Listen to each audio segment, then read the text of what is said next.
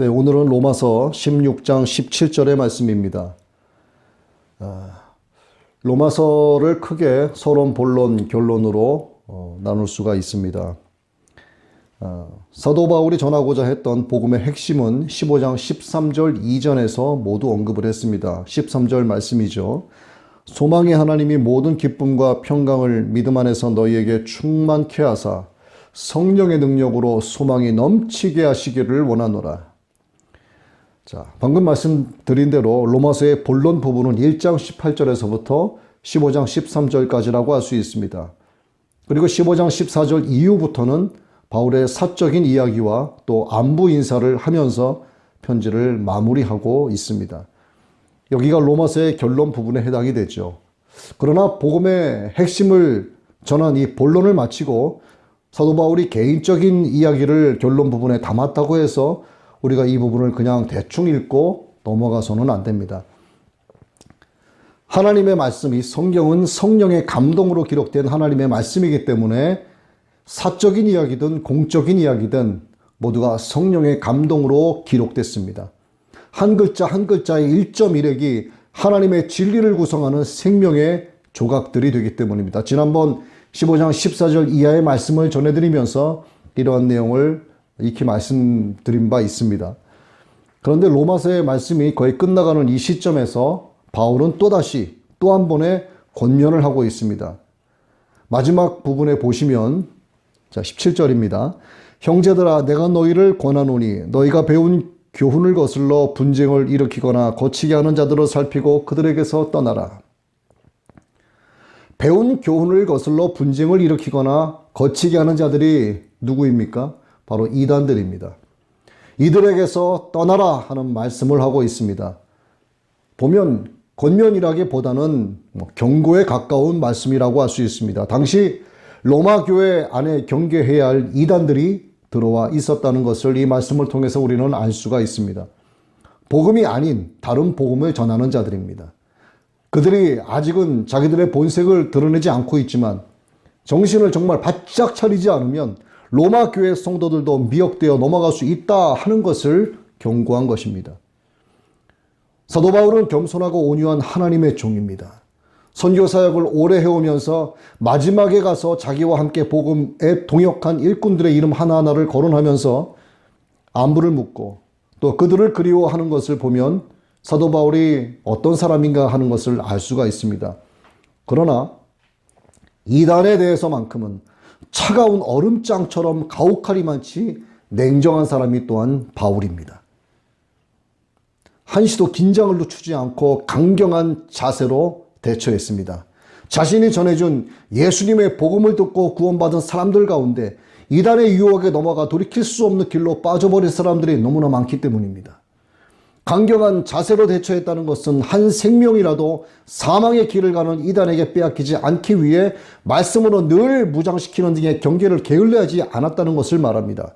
너희가 배운 교훈을 거슬러 분쟁을 일으키거나 거치게 하는 자들을 살피고 그들에게서 떠나라. 수개월 동안 기초를 다지고 벽돌을 올려 집을 짓는다고 예를 들어 보겠습니다. 그런데 누군가 완성되지도 않은 그 집이 무너졌습니다. 알고 보니 일꾼들 가운데 한 사람이 건축 자재비를 빼먹기 위해서 값싼 제품을 엉성하게 집어넣은 것이죠. 1년에 땀 흘려 농사지은 밭이 또 있습니다. 그런데 산짐승이 내려와서 순식간에 밭에 있는 각종 채소며 곡식들을 다 망쳐놓았다고 한번 예를 들어보죠. 앞서 예를 들인 건축주의 마음이 어떠하겠으며 또 후자에 말씀드린 이 농부의 가슴이 얼마나 찢어지도록 아프겠습니까? 그와 비슷한 고통이 사도 바울에게도 있었던 것입니다. 우리나라 농부들도 1년 내내 지은 농산물을 내놓지 않고 다 갈아엎는 경우가 있습니다. 매수 가격의 하락으로 인해서 팔면 오히려 더 큰 손해를 보는 경우에 그렇게 한다고 합니다. 여기에 공든탑이 무너진다는 속담을 빗대어 이야기하죠. 그러나 세상에 공든탑이 아니라 복음의 공든탑이 무너지기도 합니다. 그것은 이단들의 그릇된 교리 때문입니다. 이단들의 그 교리들은 성경을 왜곡 해석하여 만듭니다. 무엇을 중심으로? 교주의 사리사욕을 중심으로. 무엇을 위해서? 교주의 부유한 삶을 위해서. 왜? 성경에 반하는 악한 영의 지배를 당하고 있기 때문입니다. 로마서라고 하는 이 장문의 서신이 끝나가는 시점에 사도 바울이 이단에 대한 경고의 메시지를 기록하는 데는 그만한 이유가 있다고 봅니다. 로마서가 기록된 기간을 추측을 해보면 아마도 몇 주 내지는 수개월은 걸렸을 거라고 봅니다.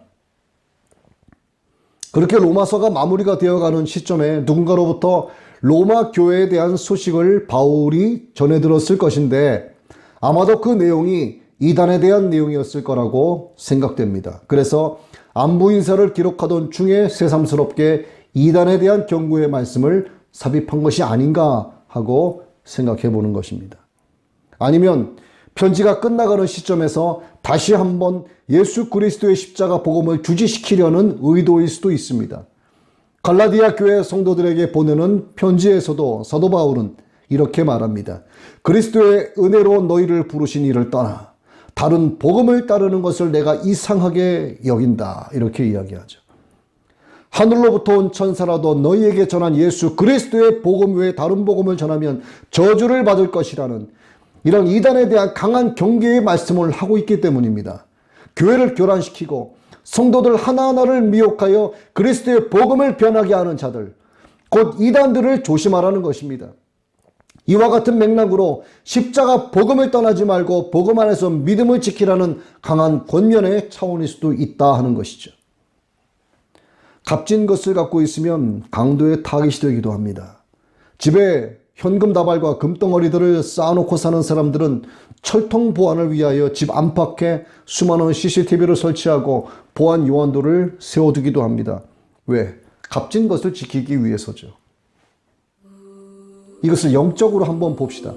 우리가 믿는 예수 그리스도, 그분이 하나님의 아들이신 것과 그분이 죽은 자 가운데서 사흘 만에 부활하신 것과 그분이 십자가에 달리신 것이 그 누구도 아닌 바로 나 자신 때문이었다는 것을 믿는 자에게 하나님의 은혜와 공율이 임하여 성령으로 인침받아서 하나님의 자녀가 되는 권세를 누리게 된다는 이것이 바로 복음입니다. 이것이 가장 값진 것이고 이것이 진리이기 때문에 이것을 빼앗아가려고 하는 사탄의 강도짓으로부터 예수 그리스도의 복음에 대한 믿음을 지켜내라는 것입니다. 사탄의 하수인들로 살아가는 이단자들로부터 생명의 복음을 빼앗기지 말라는 거죠. 과거로부터 현재에 이르기까지 또 현재로부터 종말의 때가 지나기까지 천상 천하 이생과 내세에 이르기까지 가장 값진 보화는 예수 그리스도의 복음입니다. 여러분이 소중한 것을 갖고 있다면 이를 지키기 위해서 각별히 조심하셔야 합니다. 이단에 대한 대처는 강력해야 하고 냉정해야 합니다. 히브리서 2장 1절의 말씀이죠. 그러므로 우리는 들은 것에 더욱 유념함으로 우리가 흘러 떠내려가지 않도록 함이 마땅하니라. 조금만 방심해도 유혹당할 여지가 오늘 우리 주변에 너무나 많고 그래서 이 소중한 복음이라고 하는 최고의 보화를 빼앗기기가 쉽습니다. 여러분, 이단이 끼치는 해독은 영적으로 매우 치명적입니다. 자칫 잘못했다가는 그야말로 영원히 아버지 하나님의 품으로 돌아오지 못할 수도 있습니다. 당시 로마 교회가 처해 있던 상황이나 오늘날 이 시대의 교회들이 처해 있는 상황은 다를 바 없습니다. 오늘날이 과거에 비하여 더하면 더했지 절대로 덜하지는 않습니다. 불과 수십 년 전까지만 해도 공공연히 나서지 못했던 이단들이 이제는 아예 대놓고 이단질을 하고 있습니다. 대놓고 교회를 향하여 큰 소리를 칩니다. 이게 뭔가요? 감히 사탄이 주님을 향하여 손가락질하는 것과 뭐가 다르겠습니까? 마귀의 간이 배 밖으로 튀어나왔습니다. 마지막 때가 되니 이제는 최후의 발악을 하는 것과 같지요. 정권을 가진 자들도 코로나 바이러스를 빙비러 교회 예배 금지를 강행합니다. 신천지 하나님의 교회 여호와 증인 제1제7안식교 통일교 전능신교 그 이단들이나 교회를 핍박하는 어리석은 정부랑 뭐가 다르겠습니까? 사탄의 도당들이 음지에서 연합작전을 펴고 있습니다. 이런 의미에서 우리는 오늘 본문이 주는 교훈을 우리에게 주시는 경고의 말씀으로 받아들여야만 합니다. 그래서 한국교회는 연합하여 기도해야 하고 분열되었던 것을 회개해야 하며 평안의 맨줄로 성령이 하나 되게 하신 것을 힘써 지켜내야 합니다. 왜? 이에 대하여 에베소서 4장 4절의 말씀이 답변합니다. 몸이 하나요 성령도 한 분이시니 이와 같이 너희가 부르심의 한 소망 안에서 부르심을 받았느니라. 오늘 이 말씀을 여러분 가슴에 새기고 이 말씀으로 살아내고 승리하시기를 주님의 이름으로 간절히 축원합니다.